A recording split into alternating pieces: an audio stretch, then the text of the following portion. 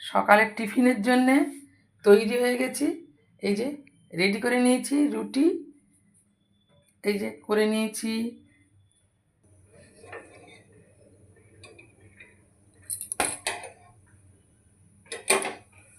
রুটি, এই যে ফোলা ফোলা রুটি করে নিলাম।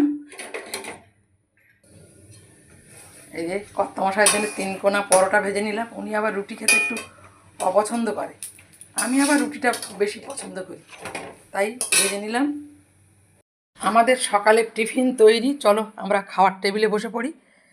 বসে দেখি, এই যে আমার কর্তামশাইয়ের পরোটা করে নিয়েছি। সকাল এই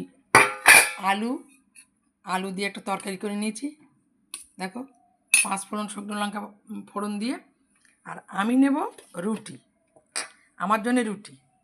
এই হচ্ছে আমাদের আজকের সকালের টিফিন। সঙ্গে 2টো কলা আছে, সেটাও খাবো।